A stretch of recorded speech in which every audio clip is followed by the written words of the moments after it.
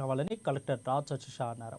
ఇంద్రవెల్లి మండలం పిట్టబొంగరం గ్రామంలో నవజ్యోతి యూత్ ఆధ్వర్యంలో నిర్వహించిన మెగా రక్తదాన శిబిరాన్ని జిల్లా పాలనాధికారి రాజశేష అదేవిధంగా ఐటీడీఏ ప్రాజెక్టు అధికారి ఖుష్బూ గుప్తాతో కలిసి రిబ్బన్ కట్ చేసి ప్రారంభించారు. వీరికి గ్రామస్తులు మేళ తాళాలతో సాంప్రదాయ పద్ధతిలో స్వాగతం పలికారు. ఈ సందర్భంగా కలెక్టర్ మాట్లాడుతూ దాదాపు 150 మంది స్వచ్ఛందంగా శిబిరానికి వచ్చి రక్తదానం చేయడం అభినందనీయమని అన్నారు. అపోహాలను వీడి బ్లడ్ డొనేషన్ చేయాలని సూచించారు. ఇక అదేవిధంగా రక్తదానం చేయడం వల్ల 3 ప్రాణాలను కాపాడిన వారమవుతామని, ఇక ముఖ్యంగా ఎనీమియా, తలసేమియాతో పాటు గర్భిణీలకు ప్రసూతి సమయంలో కూడా ప్రమాదాల సమయంలో రక్తం అవసరమవుతుందని తెలిపారు. ఇక ఐటీడీఏ పీఓ ఖుష్బూ గుప్తా మాట్లాడుతూ రక్తహీనత ఎక్కువగా ఉందని, ఎవరూ బాధపడనవసరం లేదని అన్నారు. ప్రభుత్వం అంగన్వాడీ కేంద్రాలలో అన్ని రకాల పోషకాహారం సరఫరా చేస్తుందని తెలిపారు.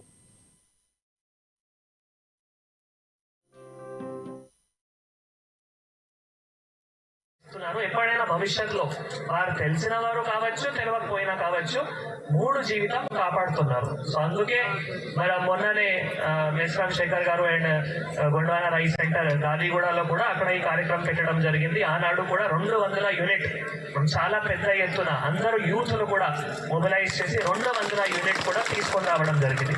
అదే స్ఫూర్తిలో ఈ రోజు పిఎస్సి పిట్టాబొగరంలో కూడా 200 పైన యూత్లు, ఎందుకంటే నవజ్యోతి గ్రూప్ లోనే 200 యూత్ పిల్లలు ఉన్నారు. సో ఈ యూత్ వాళ్ళు కానీ, పంచాయత్ సెక్రటరీ కానీ, తర్వాత మన అమ్మాయిలు కానీ, వారు కూడా అందరూ వచ్చి ఈ రోజు రక్తం ఇస్తున్నారంటే ఒక ప్రోత్సాహం అవుతున్నాయి. మొన్న గాదిగూడలో చేశాము, ఈ రోజు పిఎస్సి పిట్టాబొగరంలో చేశాము. ఒక మంచి పాయింట్ రావడం జరిగింది.